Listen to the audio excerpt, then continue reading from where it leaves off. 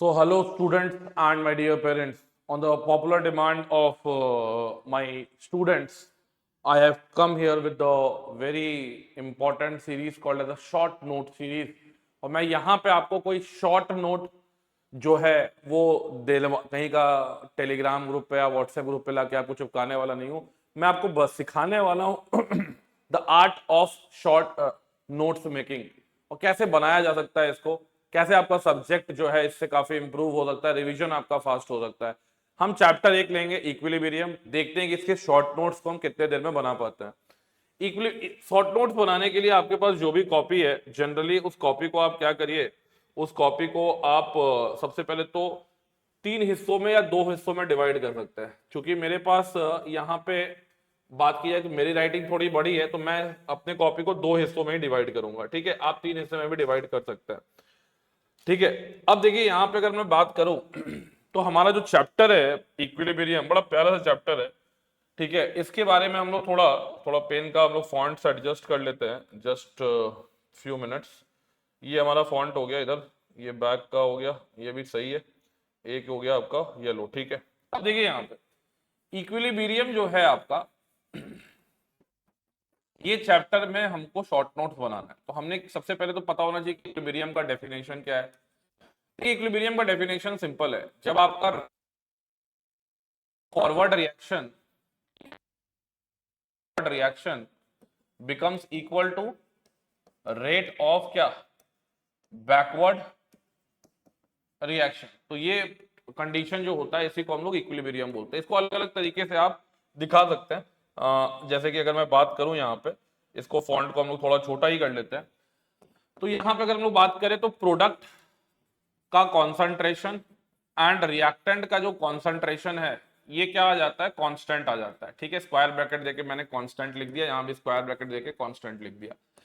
Colour वलर जो होगा वो भी कांस्टेंट आ जाएगा, कलर विल नॉट चेंज। ठीक है, कलर विल नॉट चेंज। ठीक है, यहाँ पे आपका विल नॉट चेंज। ठीक है, partial pressure will not change. Graph अगर इक्विलिब्रियम की बात की जाए, ये आपका टाइम है और ये आपका बैकवर्ड का ग्राफ, दोनों इस पॉइंट पे इक्वल हो जाएंगे, यही पॉइंट आपका इक्विलिब्रियम होगा। तो ये रेट का मैंने टाइम के साथ ग्राफ बनाया है, रिएक्शन है जो घट रहा है टाइम के साथ, और ये वाला बैकवर्ड रिएक्शन है जो बढ़ रहा है। इसी तरीके से कॉन्सेंट्रेशन वर्सेस टाइम का बनाएंगे आप, तो यहाँ पे आपका इस तरीके से, ये मान लीजिए आपका रिएक्टेंट का कॉन्सेंट्रेशन है, ये आपका मान लीजिए प्रोडक्ट का कॉन्सेंट्रेशन है।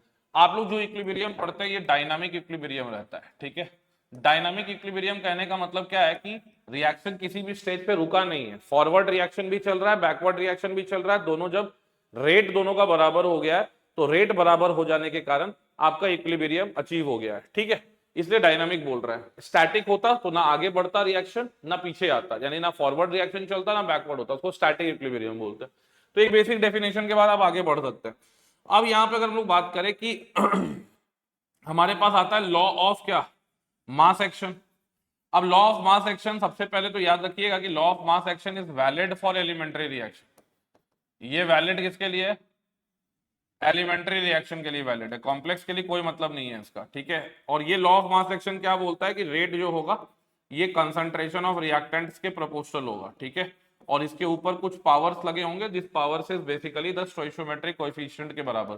तो ये हमारा रिएक्शन हो रहा है। ठीक है, और ये हमारा प्रोडक्ट यहाँ पे बन रहा है। ठीक है, अब यहाँ पे अगर हम लोग कोई रिवर्सिबल रिएक्शन ले जो फॉरवर्ड और बैकवर्ड दोनों जगह चल रहा है, जैसे कि एक्स ए वाई बी जो है ये आपको दे रहा है, सपोज करिए डब्ल्यू सी प्लस आपका अगर हम लोग बात करें कि ये जेड ले लेते हैं हम लोग, जेड डी दे रहा है। ठीक है, तो अब यहाँ पे अगर हम लोग इक्विलिब्रियम कांस्टेंट की वैल्यू देखेंगे तो के एफ की वैल्यू हम लोग क्या लिखेंगे, के एफ की वैल्यू फॉरवर्ड डायरेक्शन का जो रेट होगा उसका वैल्यू क्या लिखेंगे। उसकी बात अगर हम लोग करें तो यहाँ पे जो फॉरवर्ड का रेट होगा इसको मैं आर एफ लिख रहा हूं और इसको लिख देता हूं के एफ, ए का power x, law of mass action apply कर रहे हैं, बी का पावर क्या वाई। बैकवर्ड डायरेक्शन का रेट कैसे लिख देंगे, के बी, सी का पावर डब्ल्यू और डी का पावर क्या हो जाएगा जेड। इक्विलिब्रियम कांस्टेंट का वैल्यू जो आ जाएगा वो आ जाएगा के एफ बाय के बी। ठीक है, तो ये सबको लिखने आता है, सी का पावर डब्ल्यू, डी का पावर आपका z एंड डिवाइडेड बाय आपने लिख दिया a का पावर क्या x एंड b का पावर क्या y। इसके बाद आ जाता है factors affecting equilibrium constant. Factors affecting equilibrium constant, देखिए कंसंट्रेशन आप चेंज करिएगा तो आपका इक्विलिब्रियम कांस्टेंट चेंज नहीं होगा, पार्शियल प्रेशर चेंज करिएगा नहीं होगा, ठीक है, टेम्परेचर चेंज करिएगा तो हो जाएगा, टेम्परेचर चेंज करिएगा तो हो जाएगा, बाकी आप अगर वॉल्यूम चेंज करते हैं तो भी आपका चेंज होने वाला नहीं है, ठीक है। अगर हम लोग बात करें कि टेम्परेचर के साथ कैसे चेंज हो रहा है, तो याद रखिएगा एक्सोथर्मिक रिएक्शन अगर होता है तो एक्सोथर्मिक रिएक्शन के अंदर इक्विलिब्रियम कांस्टेंट की वैल्यू बढ़ेगी अगर आप टेम्परेचर को डिक्रीज कर रहे हैं। एंडोथर्मिक रिएक्शन में के बढ़ेगा अगर हम लोग टेम्परेचर को क्या कर रहे हैं बढ़ाएंगे। इनवर्स का रिलेशन आता है, कॉन्सेंट्रेशन और पार्शियल प्रेशर को चेंज करें, वॉल्यूम को चेंज करें, ठीक है, तो आपका इक्विलिब्रियम पोजीशन डिस्टर्ब होता है, ठीक है, तो इक्विलिब्रियम कांस्टेंट कुछ नहीं होगा, तो equilibrium gets disturb when concentration, partial pressure और वॉल्यूम इज चेंज्ड और वॉल्यूम इज चेंज्ड, ठीक है। तो ये एक बेसिक इंट्रोडक्शन आपको मिल गया कि हाँ भाई इक्विलिब्रियम जो होगा वो चेंज होगा, partial pressure, concentration, even temperature के साथ भी चेंज होगा, लेकिन इक्विलिब्रियम कांस्टेंट जो होता है बच्चों ये सिर्फ टेम्परेचर के साथ ही चेंज होता है। अब इक्विलिब्रियम कांस्टेंट अगर मान लीजिए हम दो रिएक्शन को ऐड कर रहे हैं, सपोज कीजिए मेरे पास एक रिएक्शन है ए से बी, इसका इक्विलिब्रियम कांस्टेंट के है, एक रिएक्शन है सी से डी, इसका इक्विलिब्रियम कांस्टेंट K2 है, और हमने दोनों को ऐड कर दिया, A प्लस सी कर दिया और लिख दिया B प्लस डी, तो इसका इक्विलिब्रियम कांस्टेंट जो होगा क्या होगा मल्टीप्लाई, यानी जब रिएक्शन ऐड होंगे तो मल्टीप्लाई होगा। अगर मान लीजिए हमको इस रिएक्शन का लिखना होता A plus D forming B plus C, तो यहाँ पे इस रिएक्शन का इक्विलिब्रियम कांस्टेंट क्या हो जाता K1 बाय K2 हो जाता, यानी कि जब आप रिएक्शन में उसको सब्ट्रैक्ट कर रहे होंगे तो ये डिवाइड होगा इक्विलिब्रियम कांस्टेंट। अगर मान लीजिए मेरा एक रिएक्शन है A से P, इसका इक्विलिब्रियम कांस्टेंट K है और आपने यहाँ n मल्टीप्लाई कर दिया, ठीक है, तो आपका इक्विलिब्रियम कांस्टेंट क्या हो जाएगा K का पावर n हो जाएगा। तो ये कुछ बातें हो गई। अब यहाँ पे आपका आ जाता है क्या, यहाँ पे आपका आ जाता है कि जो आपका डिग्री ऑफ डिसोसिएशन है ये कैसे हम लोग ये करेंगे, और सबसे इंपॉर्टेंट यहाँ पे इतना सारा देखने के बाद सबसे इंपॉर्टेंट ये हो जाता है, यहाँ पे एक प्रिंसिपल आता है जिसको हम लोग ली चैटलियस प्रिंसिपल बोलते हैं, ठीक है। अब ली चैटलियस प्रिंसिपल क्या कर रहा है, ये बता रहा है कि हमको इक्विलिब्रियम डिस्टर्ब होगा तो वापस रिटेन कैसे होगा, कैसे कैसे इक्विलिब्रियम डिस्टर्ब हो सकता है। तो अगर हम रिएक्टेंट का कॉन्सेंट्रेशन को बढ़ाएं, ठीक है, प्रोडक्ट का कॉन्सेंट्रेशन को कम करें तो ये फॉरवर्ड शिफ्ट होगा, ठीक है। अगर हम लोग रिएक्टेंट का कॉन्सेंट्रेशन को घटाएं, प्रोडक्ट का कॉन्सेंट्रेशन को बढ़ाएं, तो ये कहां शिफ्ट होगा बैकवर्ड शिफ्ट होगा, ठीक है।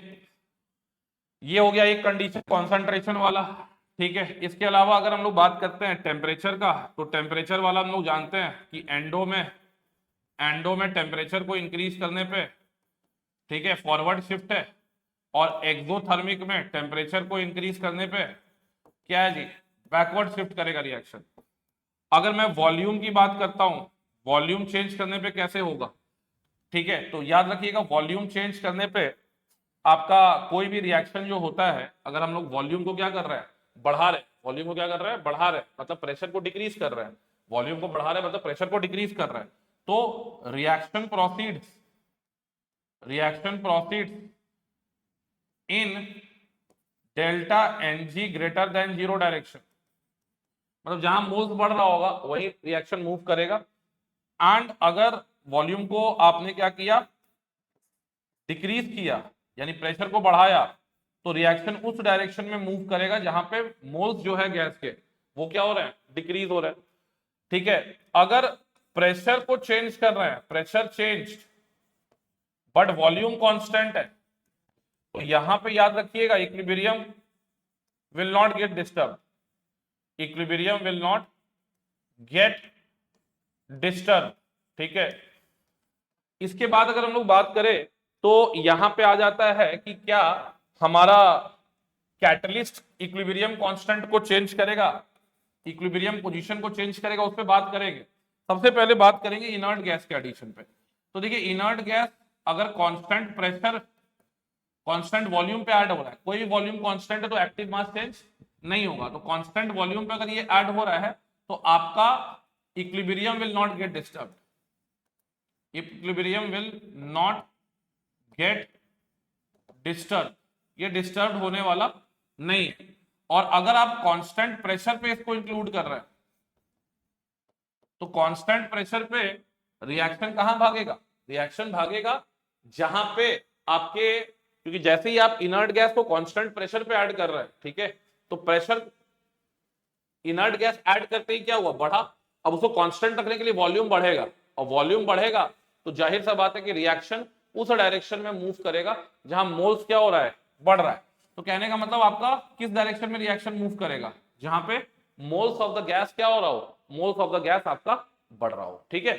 तो ये आ गया इनर्ट गैस का। इसके बाद आते हैं हम लोग कि एक्टिव मास जो यहाँ पे होता है, ठीक है, जब भी आप इक्विलिब्रियम कांस्टेंट लिखते हैं तो एक्टिव, ये स्क्वायर ब्रैकेट क्या रिप्रेजेंट कर रहा है, एक्टिव मास रिप्रेजेंट कर रहा है ना। तो एक्टिव मास जो होता है लिक्विड एंड सॉलिड का, वो हम लोग 1 लेते हैं, ठीक है, यहां कहीं लिख दे रहे हैं active mass of liquid and solid is taken as what, 1। इसके बाद कैटलिस्ट का एक इफेक्ट आ जाता है। कैटलिस्ट का क्या इफेक्ट आता है, तो याद रखिएगा कैटलिस्ट जो है ये इक्विलिब्रियम पोजीशन को चेंज नहीं करता है, does not change position of equilibrium, यानी कि रिएक्शन कब इक्विलिब्रियम पे जाएगा, उसका इक्विलिब्रियम स्टेट क्या है, ठीक है, उसके जैसे कोई भी अगर हम बात कर रहे हैं कि कोई भी चीज का अंत कब है, उसका एक डेट फिक्स्ड है, तो उस अंत का डेट को चेंज नहीं करेगा। हाँ, उस अंत को या तो डिले करवाएगा या उसको क्या करेगा, उसको और तेजी से करवाएगा। तो इट फैसिलिटेट्स और delays the reach of equilibrium या in reaching equilibrium, in reaching equilibrium, ठीक है। इसके अलावा अगर हम लोग बात करें कि क्या ये कैटलिस्ट इक्विलिब्रियम कांस्टेंट को चेंज कर सकता है, इतनी औकात इसकी नहीं है, ठीक है। Does not change the value of equilibrium constant, ये किसकी किसकी वैल्यू को चेंज कर सकता है, क्या के की वैल्यू को नहीं, क्या डेल्टा एच की वैल्यू को नहीं, क्या डेल्टा यू की वैल्यू को नहीं, क्या डेल्टा जी की वैल्यू को नहीं, क्या के एफ को, क्या केबी को, क्या एक्टिवेशन एनर्जी को, हाँ इनको चेंज कर सकता है। एक्टिवेशन एनर्जी बैरियर को, forward rate constant, backward rate constant, इन सबको चेंज कर सकता है। बाकी थर्मोडायनामिक्स के जो फंक्शन है उसको चेंज नहीं कर सकता है। एक आपका डिग्री ऑफ डिसोसिएशन वाला रिलेशन है जो कि आपको वेपर डेंसिटी, और वो रिलेशन क्या है कि alpha is equal to D minus D N minus 1 into D. यहां पे स्मॉल डी क्या बता रहा है, कैपिटल डी क्या बता रहा है, कैपिटल डी आपका थ्योरेटिकल वेपर डेंसिटी है, स्मॉल डी आपका क्या है, ऑब्जर्व्ड वेपर डेंसिटी है। तो ये आपका मोटा मोटी आपका एक केमिकल इक्विलिब्रियम का जो भी इंपॉर्टेंट पॉइंट था उसका मैंने आपके सामने शॉर्ट नोट्स रख दिया है। ऐसे शॉर्ट नोट्स बनाते हैं हम लोग, ठीक है। कुछ एक दो पॉइंट इसमें आपका छूट रहा होगा बट एनसीईआरटी मोर और लेस आपकी कवर हो जाएगी इसमें। अब देखिए इसका जो अगला पार्ट है दैट इज आयनिक इक्विलिब्रियम, ठीक है। अब देखिए आप सोच रहे हो कि मैं डेफिनेशन क्यों नहीं लिख रहा है, शॉर्ट नोट्स में डेफिनेशन लिखा नहीं रहता है। शॉर्ट नोट्स आप तभी बनाते हैं जब आपको चैप्टर का आइडिया हो 90-95%। आप हमें डेफिनेशन लिख के शॉर्ट नोट्स को बड़ा नहीं करेंगे, ठीक है। हम लोग अपने मन में बोलते रहेंगे अच्छा ये होता है और लिखते जाएंगे, ठीक है। अब देखिए यहाँ पे अगर मैं बात करूं यहाँ पे आयनिक इक्विलिब्रियम का नोट्स कैसे बनेगा, ये देखो बहुत डर लगता है सब इस चैप्टर से, पता नहीं क्यों। आयनिक इक्विलिब्रियम में सबसे पहले स्टार्ट ही करो आप किससे, कुछ नहीं, आयनिक इक्विलिब्रियम का डेफिनेशन आपको पता है, ठीक है। इसको स्टार्ट करेंगे किससे, विथ ऑस्टवाल्ड डाइल्यूशन लॉ से। और ये ऑस्टवाल्ड डाइल्यूशन लॉ में अल्फा जो होता है इसका वैल्यू आप पढ़ते हैं K/C, यानी alpha increases as V increases, मतलब वॉल्यूम इंक्रीजेस, और as C decreases. Important point. इसके बाद लेविस एसिड क्या होता है ये आपको मालूम है, इलेक्ट्रॉन पेयर एक्सेप्टर होता है, ठीक है। लेविस बेस क्या होता है ये आपको पता है, इलेक्ट्रॉन पेयर, काफी क्वेश्चन आता है। अब एक्सेप्टर है तो उसके पास क्या होना चाहिए, उसके पास वो क्या क्या हो सकता है, कटायन हो सकता है, जिसके पास वेकेंट p या d ऑर्बिटल हो, ठीक है। इसके अलावा आपके इस तरीके के कंपाउंड CO2 SO2 जिसपे मल्टीपल बॉन्ड्स प्रेजेंट हो, SO3, ये सब भी लेविस एसिड की तरह बिहेव कर सकता है। लेविस बेस की तरह कौन बिहेव करेगा? अनायन के पास वो बिहेव करेंगे, ठीक है। तो ये आ गया आपका एक Lewis acid base. Arrhenius acid base की मैं बात नहीं कर रहा हूं। इसके बाद आपका आता है कि स्टेबिलिटी ऑफ एनी एसिड, आप लोगों को मालूम होना चाहिए, it is directly proportional to what the stability बोल रहे हैं, स्टेबिलिटी ऑफ कॉन्जुगेट बेस। या हम लोग एसिडिक स्ट्रेंथ अगर बात करें, एसिडिक स्ट्रेंथ अगर हम लोग बात करें तो एसिडिक स्ट्रेंथ किस पे डिपेंड करेगा? ये बहुत बड़ा है, इसको छोटा करना पड़ेगा सेटिंग्स में जाके। हाँ, ये लेविस बेस था अपना, ठीक है। हाँ, मैं ये बोल रहा था कि अगर हम लोग को एसिडिक स्ट्रेंथ की बात करनी है तो हम लोग बोलते हैं it is directly proportional to stability of conjugate base. Similarly basic strength is directly proportional to stability of conjugate acid. इसके बाद आपका आ जाता है पीएच का कॉन्सेप्ट। अब देखिए पीएच का कॉन्सेप्ट आप सभी को पता है, माइनस लॉग क्या लिखते हैं आप? H plus. अब यहां पे ये H प्लस को अलग अलग तरीके से याद रखिएगा, ये क्या क्या रिप्रेजेंट कर रहा है? ये रिप्रेजेंट कर रहा है मोलैरिटी ऑफ H प्लस। तो अगर मोलैरिटी क्वेश्चन में दिया डायरेक्ट पुट करिए। ये रिप्रेजेंट कर रहा है नॉर्मेलिटी ऑफ H प्लस, क्योंकि H प्लस का एन फैक्टर 1 है तो नॉर्मेलिटी मोलैरिटी सेम होगा। या फिर ये रिप्रेजेंट कर रहा है क्या? नॉर्मेलिटी ऑफ स्ट्रॉन्ग एसिड, ठीक है, नॉर्मेलिटी ऑफ स्ट्रॉन्ग एसिड जो कि होता है एन फैक्टर इनटू क्या? मोलैरिटी। तो HCl और HCl के तो मोलैरिटी और नॉर्मेलिटी बराबर है, लेकिन H2SO4 में एन फैक्टर इनटू मोलैरिटी करना पड़ेगा आपको। सिमिलरली पीओएच की बात करेंगे तो पीओएच आ जाएगा माइनस लॉग OH माइनस, यहाँ पे भी बस molarity of OH minus normality of strong acid, strong या एन फैक्टर इनटू मोलैरिटी कर लेंगे। अब आपको पता है पीएच प्लस पीओएच का जो स्केल होता है ये किसके बराबर हो जाता है? ये pKw। ये वैलिड है किसी भी टेम्परेचर पे, at any temperature valid, at any temperature valid। But pH plus POH की वैल्यू हम लोग लिखते हैं किसके बराबर? 14 के बराबर। किसके? 25 डिग्री सेल्सियस पे। जब टेम्परेचर को इंक्रीज किया जाता है pH स्केल सिकुड़ जाता है, pH scale shrinks. pH scale क्या हो जाता है? सिकुड़ जाता है, सिकुड़ जाता है। टेम्परेचर को डिक्रीज करने पे pH स्केल एक्सपेंड कर जाता है। ये इंपॉर्टेंट पॉइंट है, याद रखिएगा। pH स्केल क्या कर जाता है? एक्सपेंड कर जाता है, ठीक है। तो ये एक बात हो गया। इसके बाद आपको पता होना चाहिए कि KW हम किसको लिख रहे हैं? Ionic product of water. This is nothing but ionic product of water. This is equal to H plus into what? OH minus. देखिए अगर हम लोग एक और यहाँ पे टर्म की बात करें कि K क्या होता है या KI क्या होता है, तो this is ionization constant of water. And जब आप आयनाइजेशन कांस्टेंट ऑफ वाटर लिख रहे हैं तो इसका जो एक्सप्रेशन आएगा ये आएगा KW बाय 55.5। तो ये भी याद रखिएगा। और इसका ऐसे एक्सप्रेशन होता है क्या? H plus into OH minus divided by water, divided by क्या? वाटर। तो ये आपका एक मोटा मोटी ये आ गया। इसके बाद यहां पे एक और रिलेशन आपको जानना चाहिए कि Ka इंटू KB, इसका वैल्यू होता है KW के बराबर। And pKa plus pKb is equal to होता है pKw के बराबर। ये रिलेशन किसके लिए वैलिड है? It is valid for conjugate acid base pair, conjugate acid base pair. जिसे K देगा आपको किसका? एसिटिक एसिड का। Kb दे दिया किसका? असीटेट आयन का। तो K of acetic acid, Kb of acetate ion, it is equal to what? KW। Similarly pKa of acetic acid, pKb of acetate ion, ये किसके बराबर होगा? pKw के बराबर होगा। तो ये एक मोटा मोटी आपको ये हो गया। अब इसमें क्या आ जाता है कि आपका अगर मिक्सचर ऑफ एसिड्स है और स्ट्रॉन्ग एसिड का मिक्सचर है, तब यहां पे आपका H प्लस का वैल्यू क्या आ जाएगा? सिंपल N1V1 प्लस N2V2, और इसको डिवाइड कर दीजिए N1, सॉरी इसको डिवाइड कर दीजिए V1 प्लस V2 से, और इस पे लॉग लगा दीजिए। इस पे क्या लगा दीजिए? लॉग लगा दीजिए, तो पीएच निकल जाएगा। अगर यहीं पे मिक्सचर ऑफ स्ट्रॉन्ग बेस है, स्ट्रॉन्ग बेस है, तो यही चीज चिपकेगा, बस OH माइनस की जगह पे क्या आ जाएगा? H प्लस की जगह पे क्या आ जाएगा? OH माइनस, लॉग लगाइएगा तो POH निकल जाएगा, ठीक है। अगर स्ट्रॉन्ग एसिड स्ट्रॉन्ग बेस का मिक्सचर है तो एक दूसरे को ये लोग न्यूट्रलाइज करेगा। अब अगर स्ट्रॉन्ग एसिड स्ट्रॉन्ग बेस से ज्यादा है तब आपका H प्लस बचेगा, और H प्लस का नेट कॉन्सेंट्रेशन कितना होगा, तो बोलेंगे NaVa minus NbVb divided by क्या, Va प्लस डिवाइडेड बाय क्या बेटा, Va प्लस Vb। इसमें लॉग लगाइएगा, पीएच निकल जाएगा मिक्सचर का।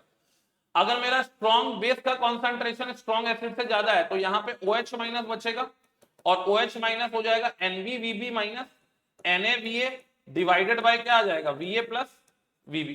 यहां पे लॉग लगाइएगा, POH निकल जाएगा। इसके बाद हम लोग के पास जो आता है कि स्ट्रॉन्ग एसिड स्ट्रॉन्ग बेस का मिक्सचर भी आप लोग पढ़ लिए। इसके बाद फिर आपका आता है बफर। बफर सॉल्यूशन क्या होता है, जो पीएच चेंज को रेजिस्ट करता है, resist pH change on addition of strong acid या स्ट्रॉन्ग बेस। अब बफर का पीएच, बफर होता क्या है, तो हमको याद रखना है weak acid plus salt of weak acid with strong base. इसको हम लोग क्या बोल देंगे, एसिडिक बफर बोल देंगे। इसको क्या बोल देंगे, एसिडिक बफर बोल देंगे। Weak base plus salt of weak base with strong acid, इसको बोल देंगे क्या, बेसिक बफर। और सब में एक एग्जांपल चिपका भी देंगे। और अगर सिर्फ सॉल्ट ऑफ वीक एसिड है प्लस वीक बेस है तो इसको हम लोग बोल देंगे क्या, मिक्स्ड बफर। इसको हम लोग क्या बोल देंगे, मिक्स्ड बफर बोल देंगे। अब एसिडिक बफर का एग्जांपल अगर आपको चाहिए तो एग्जांपल आपको दे देते हैं, CH3COOH एंड इसका सॉल्ट NaOH के साथ ले लीजिए। इसका एग्जांपल चाहिए तो आप NH4OH प्लस NH4Cl ले लीजिए। इसका चाहिए तो NH4CN ले लीजिए। HCN वीक एसिड है, NH4OH वीक बेस है। हो गया। इसके अलावा अगर हम लोग बात करें आपसे कि पीएच यहां पे क्या होता है, तो पीएच होता है pKa plus log concentration of salt by concentration of what, weak acid. ठीक है, यहां पे एक फॉर्मूला और याद रखिएगा, H प्लस निकालने का। कभी कभी H प्लस निकालने का फॉर्मूला डायरेक्ट पूछ लेता है। ठीक है, तो डायरेक्ट याद रखिए कि it is Ka into week acid का कॉन्सेंट्रेशन डिवाइडेड बाय किसका कॉन्सेंट्रेशन, सॉल्ट का कॉन्सेंट्रेशन। इसी में जब लॉग लगाए हैं तो ये एक्सप्रेशन आया है। सिमिलरली पीओएच का एक्सप्रेशन है, that is pKa plus log salt by क्या, वीक बेस। और यहां पे OH माइनस का कॉन्सेंट्रेशन क्या हो जाएगा, this is Kb into weak base divided by क्या, डिवाइडेड बाय सॉल्ट का कॉन्सेंट्रेशन। इसी में लॉग लगाइएगा, POH आ जाएगा। यहां बस pKb कर लीजिएगा। ठीक है, ऐसे नोट्स बनाया जाता है, शॉर्ट नोट्स। देखिए बफर जो है हमेशा बफर नहीं है। अब ये बफर में हम एक बाल्टी पानी दे देंगे तो बफर नहीं रहेगा। ठीक है, एक बाल्टी एसिड डाल देंगे तो बफर नहीं रहेगा। उसमें क्या एक रेंज होता है जिसमें कि वीक एसिड का कॉन्सेंट्रेशन सॉल्ट के साथ जो है, अगर ये 1/10 से लेके 10 तक है तब ये बफर रेंज है। This is buffer range. यही क्या है आपका बफर रेंज है, यानी कि इस जोन से बाहर नहीं होना चाहिए। इस जोन से बाहर है मतलब अगर तुम वीक एसिड ले लिया 1 मोलर, ठीक है, और सॉल्ट ले लिया 100 मोलर तो नहीं चलेगा, वो बफर नहीं बन पाएगा। अब देखिए यहां पे इसी में पीएच रेंज भी होता है। पीएच रेंज क्या होता है बफर का, पीएच रेंज याद रखिएगा, यहां से क्वेश्चन आता है नीट में काफी। pKa -1 से pKa +1, this is pKa +1 pKa -1, यानी 2 यूनिट का इसका बफर रेंज रहता है। बेसिक होगा तो pKb -1 pKb। Maximum buffer capacity कहां शो करता है, तो बोलेंगे maximum buffer capacity at pH equal to pKa। जब pH का वैल्यू pKa के बराबर आ जाएगा तो मैक्सिमम बफर कैपेसिटी, क्योंकि दोनों साइड एक ही यूनिट का चेंज होगा, और जो बफर जितना कम चेंज करे उसकी बफर कैपेसिटी क्या होती है, उतनी ज्यादा होती है। बफर कैपेसिटी का डेफिनेशन यहां पे आपको याद रखना है कि बफर कैपेसिटी क्या है। बफर कैपेसिटी का फॉर्मूला याद रखिएगा कि it is number of moles of strong acid strong base added to 1 liter buffer divided by change in pH, delta pH लिख रहे हैं। ये वाला याद रखिएगा कि this is the formula of what, buffer capacity. तो कभी बफर कैपेसिटी निकालने पूछ रहा है, moles of strong acid strong base added to 1 litre buffer divided by क्या कर दीजिए, डेल्टा pH कर दीजिए। ये आपका बफर तक हम लोग चले गए। इसके बाद आता है सॉल्ट। अब देखिए सॉल्ट हाइड्रोलिसिस जब आप पढ़ते हैं ना, तो सॉल्ट हाइड्रोलिसिस में आपको याद रखना है कि आपको सॉल्ट दिया है SA प्लस SB का salt, SA plus weak acid का salt, SB plus SA plus weak base और SB plus weak acid and last आ जाएगा weak acid plus weak base. इसमें जो ये वाला है ये does not show salt hydrolysis, does not show hydrolysis, ये हाइड्रोलिसिस नहीं शो करता। जैसे NaCl का सॉल्ट हो गया, ये नहीं करेगा। स्ट्रॉन्ग एसिड वीक बेस में अगर हम लोग बात करें तो आपका मान लीजिए NH4Cl, तो यहां पे इसको बोलेंगे कटायनिक हाइड्रोलिसिस, कटायन हाइड्रोलाइज करेगा। This is cationic hydrolysis. Strong base मान लीजिए CH3COONA, यहां एसीटेट, तो यहां इसको बोलेंगे क्या, अनायनिक हाइड्रोलिसिस। और यहां पे इसका हाइड्रोलिसिस को हम लोग बोलते हैं कटायनिक एंड व्हाट बेटा, अनायनिक हाइड्रोलिसिस। ठीक है, अब यहां पे ये वीक एसिड वीक बेस हो चुका है। ठीक है, इसका भी एग्जांपल आप ले सकते हैं CH3COONH4। अब यहां पे क्या है, सबका पीएच याद रखना है, सबसे इंपॉर्टेंट पीएच है। पहले तो हम लोग याद करिए KH, KW/K, ये किसके लिख रहा हूं मैं, ये लिख रहा हूं SB वीक एसिड के लिए, KH का वैल्यू KW/K।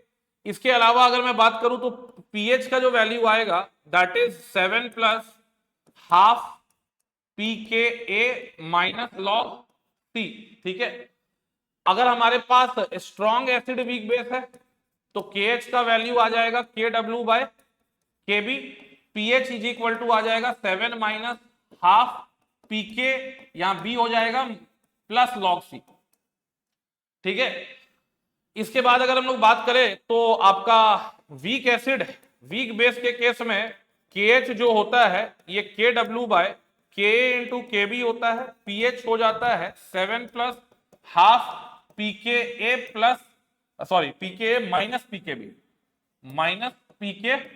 अब यहां पे देखिए इसका दोनों का pH, डिग्री ऑफ हाइड्रोलिसिस, ये सब कंसंट्रेशन का टर्म पे डिपेंड करेगा। ठीक है, यहां पे डिपेंड्स अपॉन कॉन्सेंट्रेशन, ये भी डिपेंड्स अपॉन कॉन्सेंट्रेशन, लेकिन ये एग्जाम में पूछता है कि कंसंट्रेशन बढ़ा दिए घटा दिए, कुछ नहीं। वीक एसिड वीक बेस का सॉल्ट है, इसका पीएच कांस्टेंट रहेगा, इसलिए इसको मिक्स वेपर बोले थे। डज नॉट डिपेंड्स अपॉन क्या बेटा, अब इस फॉर्मूले में डायरेक्ट सवाल आता है, वो आपको पता होना चाहिए। इसके बाद एक तो और जो छूट गया था कि पीएच ऑफ वीक एसिड अगर हमको पूछ रहा है तो कैसे निकालेंगे, इसका एक ही को फॉर्मूला आपको एनसीईआरटी में दिया है, वही आपको फॉलो करना है ब्लाइंडली कि पीएच इज इक्वल टू क्या हो जाएगा, pKa माइनस log C/2। ये एकदम मस्त फॉर्मूला है पीएच ऑफ वीक एसिड निकालने का। अब यहां पे इसमें H प्लस का कॉन्सेंट्रेशन भी याद रखिएगा कि K इंटू सी, रूट K इंटू सी, ये क्या बताता है, H प्लस का कंसंट्रेशन। अगर वीक बेस होता बाबू तो वीक बेस में हमारा OH माइनस का कंसंट्रेशन हो जाता रूट KB इंटू क्या C, और POH जो होता वो हो जाता pKb minus log C/2। H plus पूछ रहा है तो डायरेक्ट ये फॉर्मूला लगा, OH माइनस पूछ रहा है डायरेक्ट ये वाला फॉर्मूला लगा, pH पूछ रहा है तब ये वाला फॉर्मूला आप लोग लगाएंगे। अगर pK दिया है तो डायरेक्ट pK पुट करके आप फॉर्मूला बेस्ड क्वेश्चन कर सकते हैं। मिक्सचर अगर हमारे पास है एसिड का, मिक्सचर ऑफ वीक एसिड है, मिक्सचर ऑफ वीक एसिड है, तो इसमें डायरेक्ट एक फॉर्मूला याद रखिएगा, H plus is equal to K1C1 plus K2C2। K1 मतलब एक वीक एसिड का और K2 मतलब दूसरे वीक एसिड का क्या, डिसोसिएशन कांस्टेंट। ये फॉर्मूला डायरेक्ट लगा सकते हैं। इसके बाद आ जाता है इसमें सॉल्युबिलिटी प्रोडक्ट, इसके बाद इसमें आ जाता है सॉल्युबिलिटी प्रोडक्ट। ठीक है, सॉल्युबिलिटी प्रोडक्ट इसीलिए यहां पे अगर हम लोग बात करें तो यहां पे ये स्पैरिंगली सॉल्युबल सॉल्ट का इक्विलिब्रियम को बताता है, स्पैरिंगली सॉल्युबल सॉल्ट के इसको बताता है। यहां पे KSP का फॉर्मूला आप पढ़ते हैं, डायरेक्ट जनरल फॉर्मूला हम लिख रहे हैं कि हमारा x का पावर क्या आ जाएगा, या ऐसे लिख देते हैं s का पावर क्या आ जाएगा x, s का पावर क्या आ जाएगा y। ठीक है, और अगर हम लोग बात करें कि पहले सॉल्ट आप लिख लीजिए कि AgCl अगर आपका कोई सॉल्ट है, ठीक है, तो ये क्या बना रहा है Ag plus and Cl minus, तो इसके लिए KSP क्या लिखेंगे, S स्क्वायर के बराबर लिखेंगे। ठीक है, यहां पे मैंने एक चीज गलती कर दी है कि पहले सॉल्ट आपको बता देते हैं, सॉल्ट है AXBY, इसका सॉल्युबिलिटी पकड़ लो S, इसका सॉल्युबिलिटी पकड़ लो क्या S, और ये S होता है मोल्स पर लीटर में, मोल्स पर लीटर में। KSP क्या आ जाएगा x का पावर x, y का पावर y, s का पावर x प्लस y, ये आ गया KSP। अब किसी भी सॉल्ट का निकालते रहिए, जो भी सॉल्ट है। जैसे आपके पास अगर AB2 टाइप का सॉल्ट है तो KSP का वैल्यू क्या आ जाएगा, x का वैल्यू 1 है, y का वैल्यू 2 है, तो 2 का पावर यानी 4s क्यूब आ जाएगा। AB3 है तो KSP का वैल्यू क्या आ जाएगा, x का वैल्यू 1 है, y का वैल्यू 3 है, तो 3 का पावर 3 कितना हो गया, 27s4। अगर हमारे पास A2B3 है तो KSP का वैल्यू क्या आ जाएगा, 2 का पावर 2, 3 का पावर 3, S5, यानी कि 27 इंटू आपका कितना आ जाएगा जी, 27 इंटू 4, तो यानी 108 एस का पावर क्या आ जाएगा, 5। ये सॉल्युबिलिटी मोल्स पर लीटर में, याद रखिएगा। आपसे एग्जाम में क्या करेगा, एस, ये वाला एक्सप्रेशन भी पूछ सकता है। तो KSP बाय एक्स का पावर एक्स, वाई का पावर वाई, और ये आ जाएगा 1 बाय क्या, एक्स प्लस वाई। अगर सॉल्युबिलिटी आपको ग्राम पर लीटर में निकालना है तो सॉल्युबिलिटी मोल्स पर लीटर में है, इसको क्या कर दीजिए आप, मॉलिक्यूलर वेट से मल्टीप्लाई कर दीजिए। तो ये वाला भी एक फॉर्मूला आपके लिए रेडी हो गया। ठीक है, इसके बाद सॉल्युबिलिटी किस पे डिपेंड करता है। ठीक है, तो सॉल्युबिलिटी जो है डिक्रीज, ये लिख लीजिएगा, पहला डिक्रीजेस ड्यू टू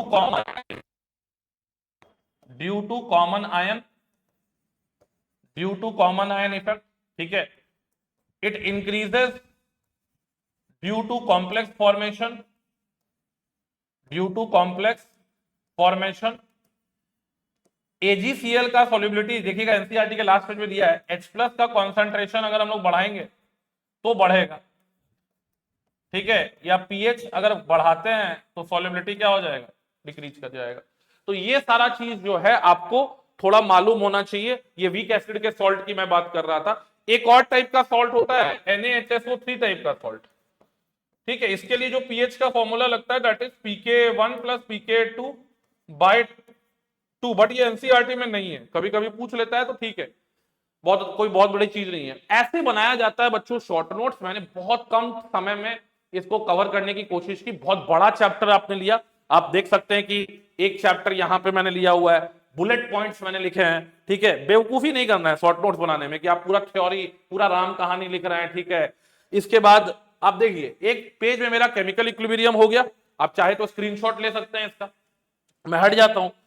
एक पेज मेरा आयनिक हो गया, एक और पेज मुझे आयनिक में लगा, 2 पेज आयनिक और 1 पेज मेरा केमिकल इक्विलिब्रियम। इस तरीके से शॉर्ट नोट्स अगर आप बनाएंगे हर चैप्टर में, मैं लाऊंगा हर चैप्टर के शॉर्ट नोट्स लाऊंगा। आप इस वीडियो पे 100 लाइक्स करिए, कमेंट करिए कि आपको अगला चैप्टर कौन सा चाहिए, उस पे मैं शॉर्ट नोट्स लाने वाला हूं। क्वेश्चन सीरीज चलती रहेगी। नीट अपना 2025 में इतने एमसीक्यूज आपको प्रैक्टिस कराऊंगा मैं कि उसके बाहर कुछ भी नहीं आने वाला है नीट के एग्जाम में। ठीक है, अगर आपको मेरा काम पसंद आ रहा है, काफी मेहनत लगती है ऐसे काम करने में, तो चैनल को आप लाइक करिए। ठीक है, चैनल को सब्सक्राइब करिए, वीडियो को सॉरी लाइक करिए और शेयर करिए इस वीडियो को ज्यादा से ज्यादा लोगों तक, क्योंकि हम एक बहुत बड़े सिस्टम के साथ लड़ाई कर रहे हैं। डैश अकेडमी के साथ हमारी लड़ाई है, जो कि अभी कुछ दिन पहले हमारे साथ ने हमें बताया था।